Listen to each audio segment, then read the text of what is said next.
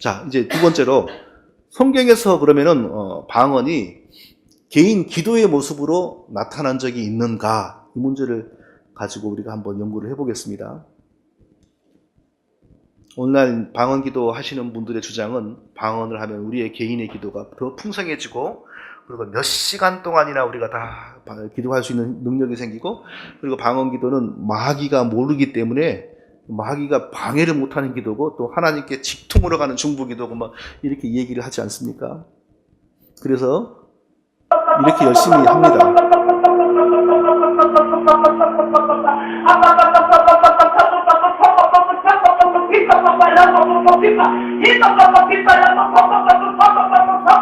민망해서 오래 못 듣고 있겠네요. 네. 다시 한번 사도행전의 방언을 돌아보겠습니다. 과연 이런 기도한다라는 이런 방언이 사도행전에서 한 번이나 나타났는지. 자, 사도행전 2장에 나타나는 방언 기사를 보면요. 다 갈릴리 사람이 아니냐. 우리 각 사람이 난곳 방언으로 듣게 됨이 어찌 됨이냐. 내가 태어난 나라의 언어로 지금 내가 들리고 있는데 이게 어찌 된 거냐. 이게 전혀 기도가 아니죠. 내가 태어난 나라, 내가 살던 외국의 언어가 지금 내 귀에 들리는 거예요. 듣는 사람 입장에서. 근데 그 내용은 뭐였냐?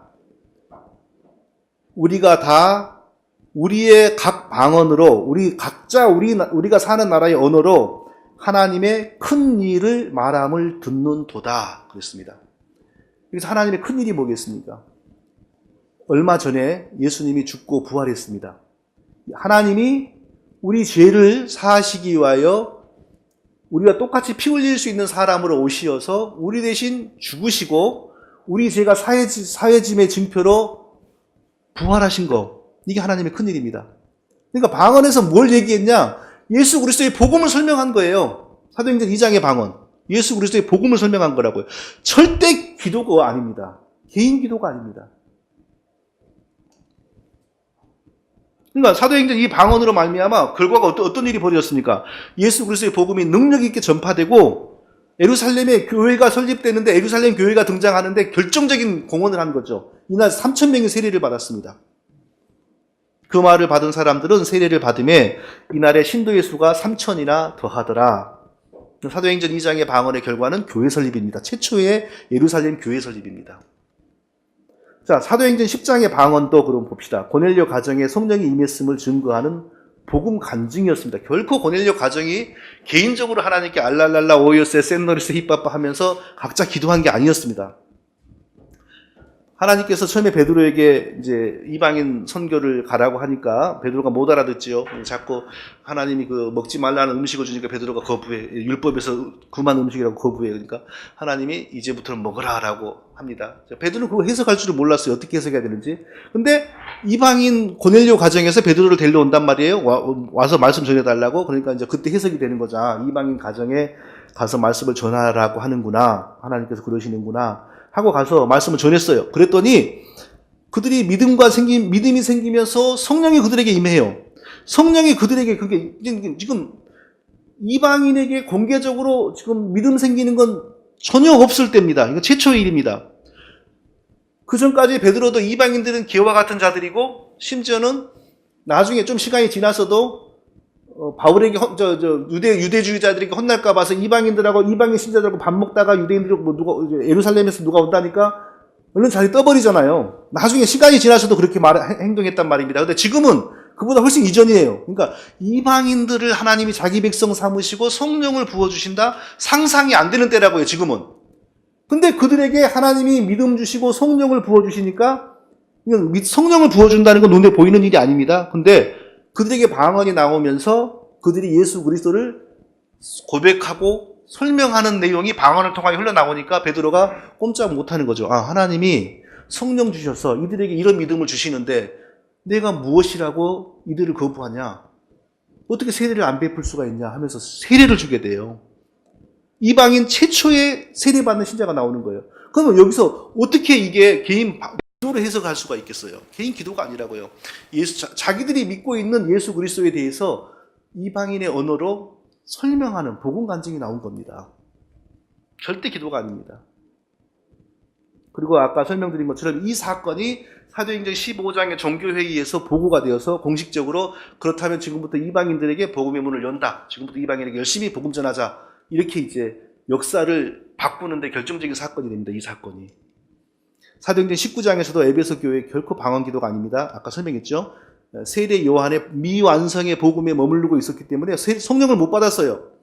이 사람들이. 그러니까 이방인이면서도 세례 요한에 머물고 있는, 요한의 그 부족한 복음에 머물고 있는 특별한 사람들이란 말이에요. 이 사람들이 완전히 예수 그리스도의 복음 안으로 들어왔다는 것을 교회 설립자인 사도 바울이 안수라고 하는 액션을 통하여 마무리를 짓는 거라고. 먼저 이제 올바른 복음을 전해놓고, 그때 하나님께서 역사하셔가지고 이들에게 방언과 예언이 나왔어요. 그 개인 기도였다면은 그걸 무슨 특별한 이슈가 되지 않죠. 근데 방언과 예언을 통하여 자기들이 믿는 예수 그리스도에 대한 신앙 고백이 나왔기 때문에 바울이 세례 요한의 복음에 머물러 있었고 이방인이었던 이들이 완전히 하나님 백성으로 들어왔다라는 것을 그 안수를 통하여 확증을 한 거죠. 그리고 이후에 그 어디에서도 바울은 이런 식의 안수를 한 적이 없습니다. 결코 개인의 기도를 해석할 일이 아닙니다. 이 일도. 그러므로 성경은요, 어디에서도 방언에 대해서 말할 때 방언으로 기도한다라고 표현하지 않습니다. 딱 한 번 있는데 그것도 전후를 보면 방언 기도를 지지하는 게 아닙니다. 방언에 관한 성경 표현의 99%는 전부 언어를 말하는 것으로 표현합니다. 성령이 말하게 하심을 따라 다른 방언으로 말하기를, 방언을 말하며 방언도 하고, 방언을 말하는 자는 방언으로 말하고, 방언으로 말하는 자는 방언을 더 말함으로 방언으로 말하는 것보다 다 방언으로 말하면 누가 방언으로 말하거든 방언 말하기를. 방언으로 기도했다면 당연히 방언으로 기도한다는 표현이 많이 나와야 되잖아요. 분명히 기도라는 언어가 있지 않습니까, 성경에. 방언으로 기도한 사람이 있다면 방언으로 기도하면 이렇게 나와야 돼요. 그런데 딱 한 번 방언으로 기도하면 이것은 방언 기도를 바울이 비판할 때 쓰는 문장이 딱 한 번 나옵니다. 그럼 나머지 99%는 전부 다 방언을 사람을 상대로 언어 구사하는 것을 표현하고 있다 이겁니다. 그런데 오늘 대부분의 유명한 목회자들은 방언 기도를 당연하게 가르치고 있어요. 누구신지 아시겠죠? 선한목자교회 유기성 목사님. 참 유명한 분이죠. 인물도 좋고 설교하는 음성도 어찌 좋은지 내가 들어보니까 참 나도 이런 좀 걸 받았다면 어째 나한테는 이런 부드러움과 이런 세련됨을 주시질 않고. 어디 이분의 페이스북을 우연히 봤는데 하루는 샤워를 하다가 참을 수 없는 애통함이 밀려와 울음이 터졌습니다. 그런 일은 처음이라 몸을 닦고 나와 무릎을 꿇었습니다. 방언과 함께 눈물이 터져 나왔습니다. 기도하다 화장실에 가서 씻고 나와 울며 기도하고 또 씻기를 반복했습니다.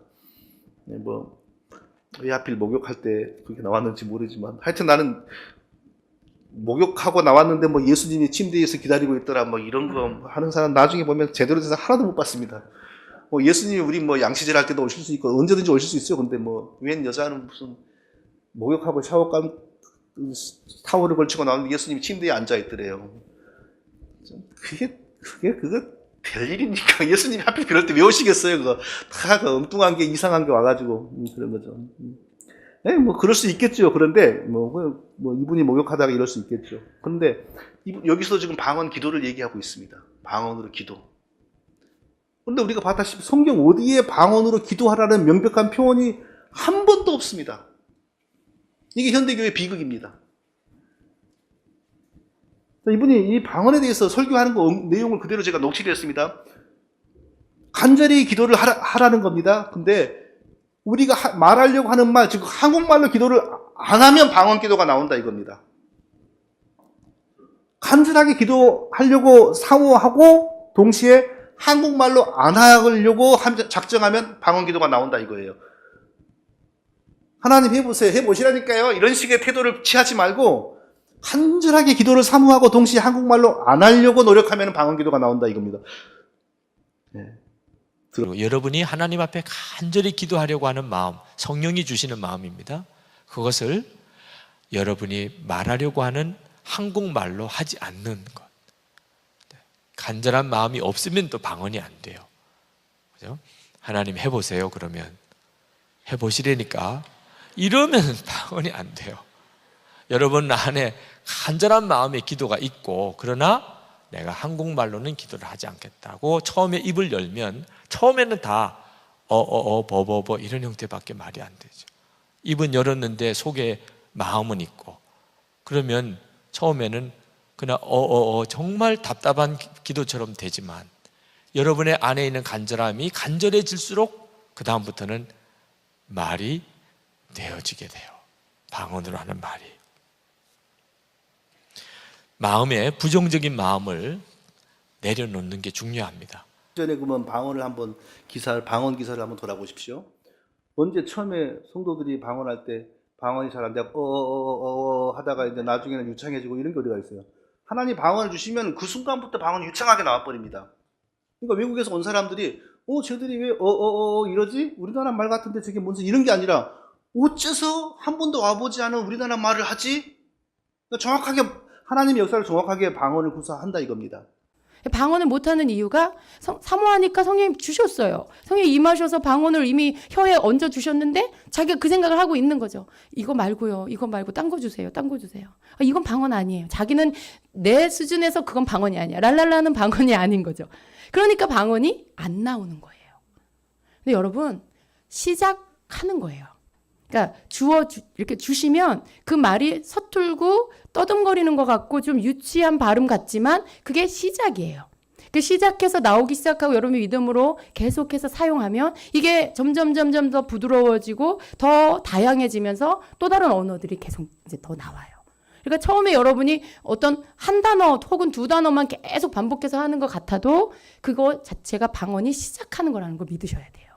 혀를 성령님께 맡기라는 뜻은 혀에 어떤 이 느낌이 와요, 여러분. 혀가 자꾸 이렇게 내가 생각하는 말을 하려는데 그쪽으로 안 된다거나, 혀가 간질간질하다거나, 혀가 자꾸 뭔가 꼬이는 것 같고, 이런 어떤 게 느낌이 이제 미세한 느낌이 와요.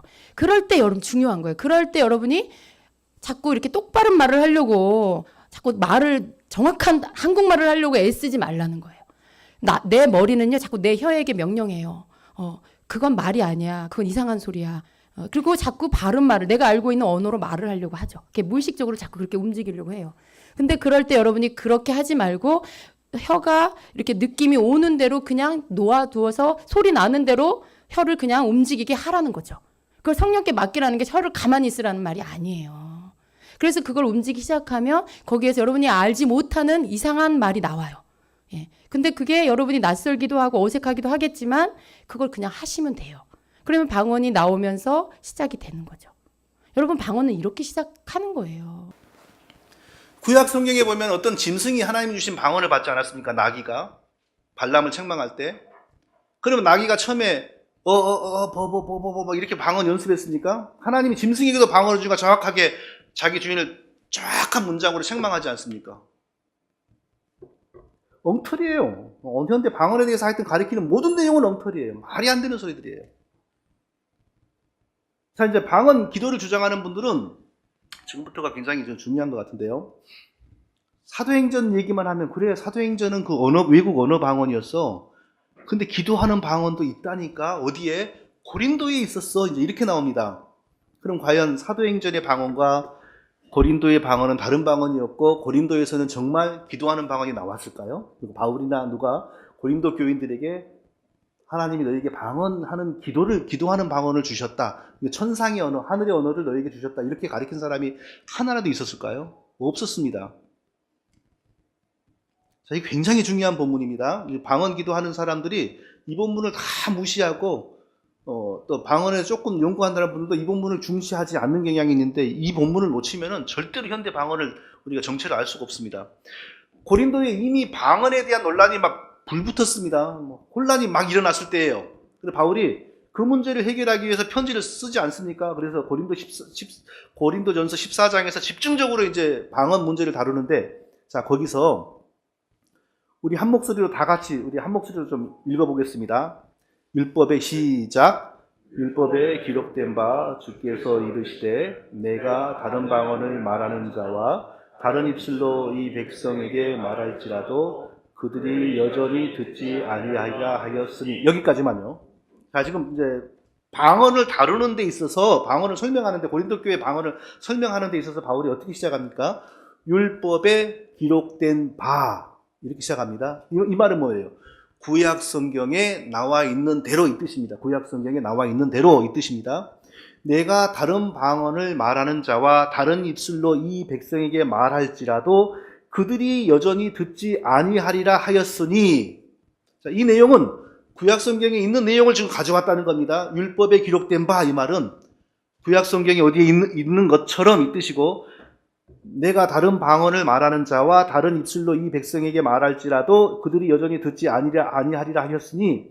이 말은 구약 성경 어디엔가는 내가 다른 언어와 다른 그 방언을 말하는 사람들을 통하여 너희에게 예언을 주거나 경고를 주거나 어떤 심판을 행할지라도 너희가 듣지 않을 것이다 라는 말을 구약 성경 어디엔가 되어 있다는 뜻이에요. 그것을 바울이 지금 그대로 가져온 거예요. 그대로 그 본문을. 그러면서 고린도의 방언을 지금 가리키는 거예요. 고린도 교회에. 그럼 그 바울이 말하는 율법에 기록된 바, 이 말은 과연 어디에 있을까요? 지금 이 부분 굉장히 중요합니다. 이 말은 어디에 있냐면 이사야 28장 11절에 있는 말씀입니다. 그러므로 더듬는 입술과 다른 방언으로 그가 이 백성에게 말씀하시리라. 이사야가 이 백성들에게 왜 이 얘기를 했냐면요.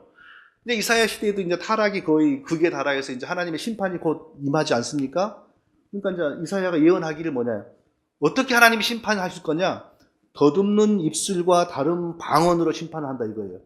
언어가 어떻게 심판을 하겠습니까? 이 얘기는 뭐냐? 다른 나라 말하는 사람, 더듬는 입술. 그러니까 우리 입장에서 외국말 하는 사람, 어제 제가 공항에서 오는데 내 옆에 바로 어떤 사람이 우즈베키스탄 말을 막 유창하게 하는 거예요. 근데 제 말은 더듬더듬 하는 소리처럼 들리더라고요. 그래서 나는 한국 사람이 어떻게 이런 말을 배웠냐고 물어봤더니 우즈베키스탄 사람이더라고요. 근데 한국말을 제법 잘해요. 그러니까 나는 그 사람이 한국 사람이 그 나라 말을 하는 줄 알았는데 그게 아니더라고요. 근데 하여튼 우리가 전혀 알지 못하는 외국 사람들이 말하는 거 보면요, 꼭 그 입을 더듬더듬 하는 것처럼 보인다고요. 이게 무슨 말이냐면 하나님께서 이스라엘 백성들을 어떻게 심판하냐 하면요, 바벨론 군대, 전혀 말이 통하지 않는, 어떤 사람은 아수르 군대로 해석하는데 그건 틀립니다. 아수르 말하고 구약의 그 이스라엘 백성들의 말은 근본적으로 같은 어원이 많아가지고 이스라엘 백성들이 배우지 않아도 아수르 사람들이 하는 말을 많이 알아들었어요. 그러니까 아수르 군대, 그러니까 바벨론 군대가 침략하기 전에 몇십 년 전에 아수르 군대가 먼저 침략하는데 아수르 군대 얘기를 하는 게 아니고 이스라엘 백성들의 입장에서는 전혀 알아듣지 못하는 말을 바벨론 군대의 손을 통하여 하나님이 이스라엘 백성들을 완전히 심판할 거라는 얘기라고요. 이사야 이 얘기가.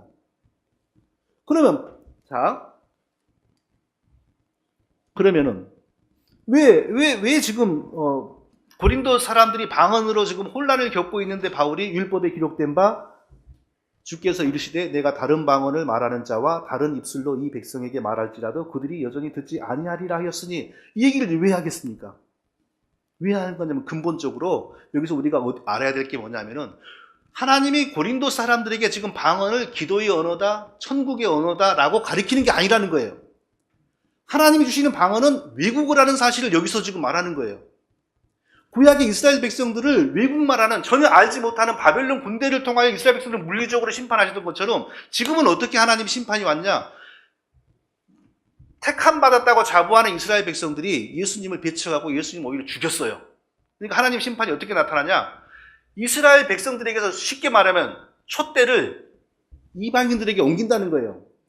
믿지 않은 완악한 이스라엘 백성들을 하나님이 버리시고, 그러니까 영적인 심판이에요. 영적으로 버리고 믿는 이방인들을 하나님 백성으로 삼는다는 거예요. 그러니까 이전에는 이방인 군대가 와가지고 예루살렘을 두들겨 팼어요. 그렇게 심판이 이루어졌어요.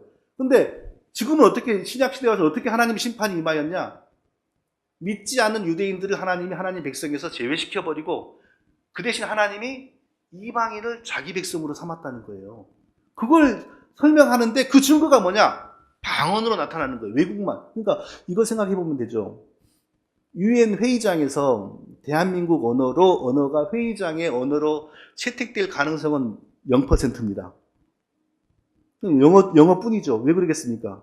영어 쓰는 미국이라는 나라가 세계의 최강대국이고 최선진국이고 가장 지구를 대표하는 민족이기 때문이죠.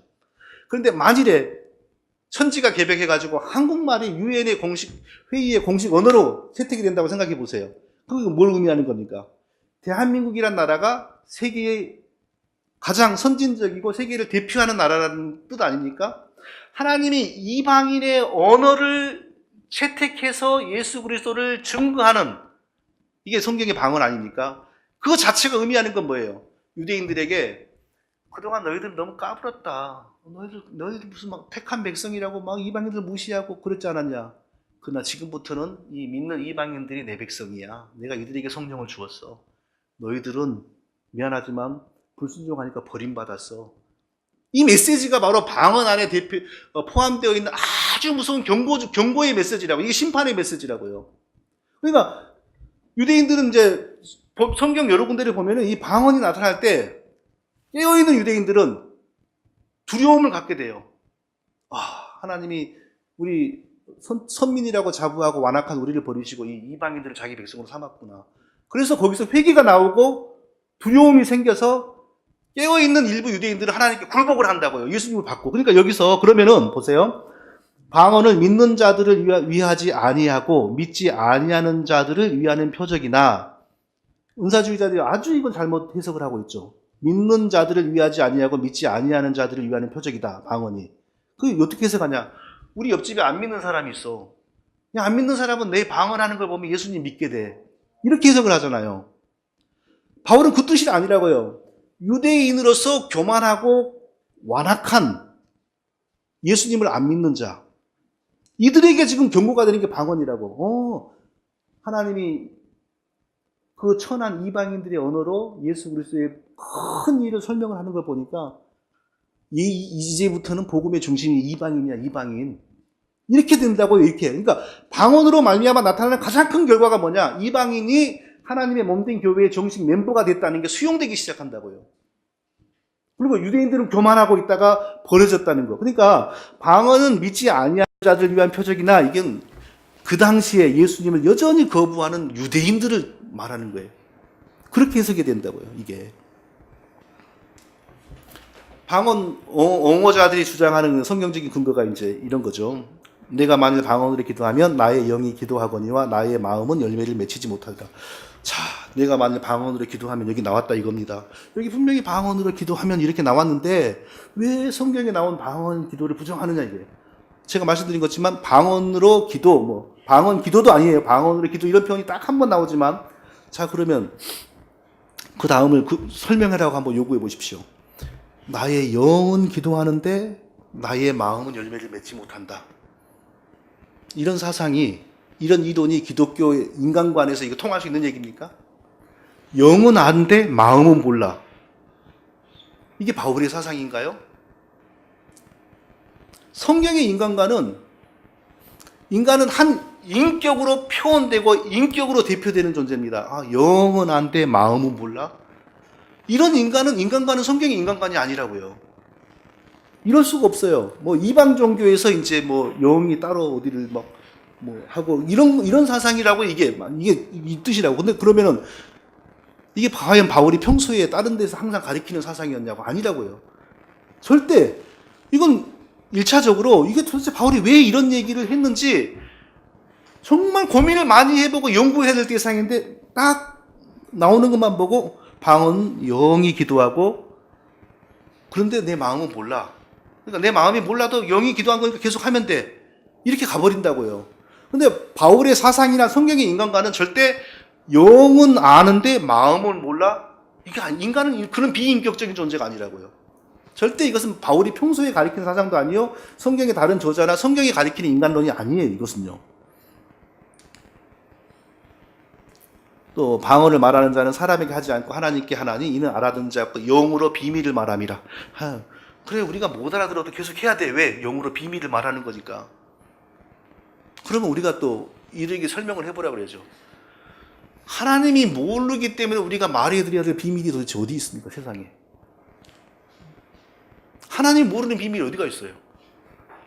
근데 조금만 성경 해석학적으로 들어가면 여기 비밀이란 단어는요, 사람의 속에 있는 비밀을 뜻하는 데 표현되는 단어가 아니에요. 언제든지 하나님 편에 있는 비밀. 근데 사람에게 아직 전달되어지지 않았어. 근데 그 하나님 편에 있는 비밀이 누구를, 선지자나 사도들을 통하여 사람에게 전달된단 말이에요. 그렇게 쓰여지는 비밀이라고요. 방언 기도자들이 주장하는 하나님, 우리의 비밀을 말하는 그런 비밀이 아니라고요. 그러니까 지금 제 말은 방언 기도를 이런 걸 통해서 주장을 하려면 이런 것을 정확히 설명해보라 이거죠. 하나님이 모르는 비밀이 뭔지.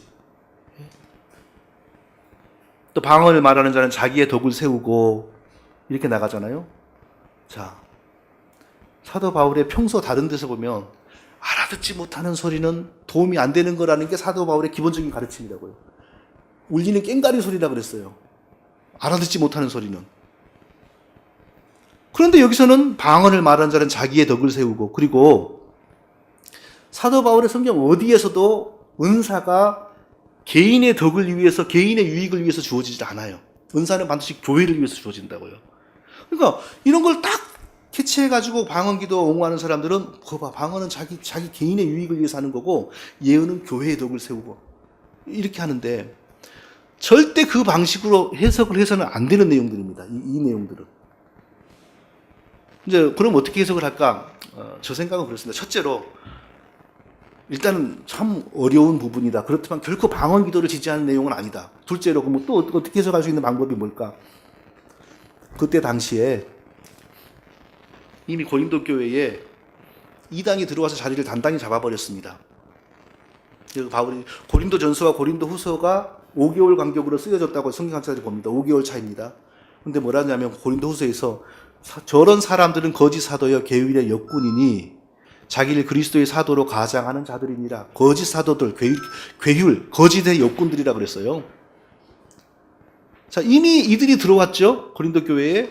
그리고 또 뭐라고 바울이 책망했습니까? 만일 누가 가서 우리의 전파하지 아니한 다른 예수를 전파하거나 혹 너희에 받지 아니한 다른 영을 받게 하거나 혹 너희에 받지 아니한 다른 복음을 받게 할 때 너희가 잘도 용납하는구나. 바울이 이렇게 나무랬어요.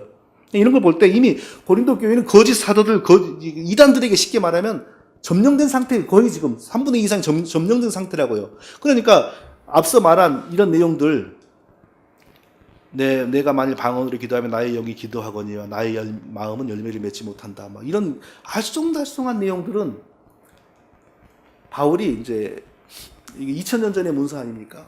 2000년 전에 이제 그 문학가들과 이게 조술가들이 사용하는 기법 중에 하나가 자기하고 반대되는 사람들의 의견을 이렇게 비판할 때 반대하는 사람들의 의견을 그럴싸하게 먼저 이렇게 딱 소개하는 형식으로 이렇게 언급을 하고 그리고 그걸 치는 그런 논법이 있었답니다.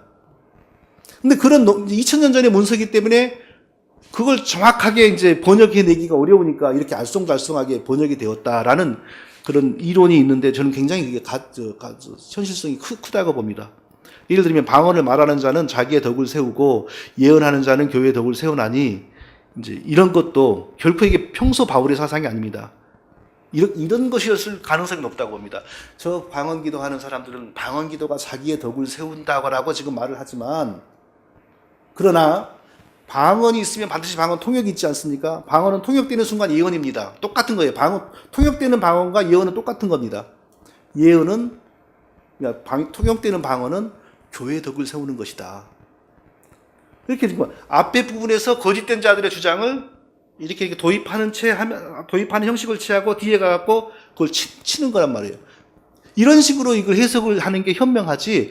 여기 딱 보고 예를 들면 내가 방언으로 기도하면 나의 영혼이 기도하거니와 이것도 바울의 사상이라기보다는 저들의 주장이 방언으로 기도하면 나의 영이 기도한다고 하지만 이런 형식의 문학이었을 가능성이, 그 문법이었을 가능성이 훨씬 높다는 거죠. 그러니까 결코 이 부분들을 가지고 방언 기도를 주장하려고 하는 사람들은, 제 말은 이게 평소에 바울의 가르침과 맞는 내용인지, 이게 성경이 말하는 다른 부분과 맞는 내용인지를 증명하라 이거예요. 그리고 나서 이 부분을 이용해가지고 현대 방언을, 기도를 옹호를 하든지 말든지 하라는 겁니다. 결코 설명이 되지 않은 거예요. 그 논리로는요. 또 방언 기도의 근거로 다음에 말씀들이 인용 많이 되고 있습니다. 그러면 어떻게 할 거야? 내가 영으로 기도하고 마음으로 또 마음으로 기도하며 내가 영으로 찬미하고 또 마음으로 찬미하리라. 여기서 영으로 기도, 이게 방언 기도 아니냐? 그리고 마음으로 기도, 이것은 한국말 기도고, 이렇게 해석을 하지 않습니까? 근데 좀 이따가 다음에는 여기 쓰지 않았는데 뭐가 나오냐면 내가 영으로 축복할 때 이래요. 그럼 그건 방언으로 축복하는 겁니까?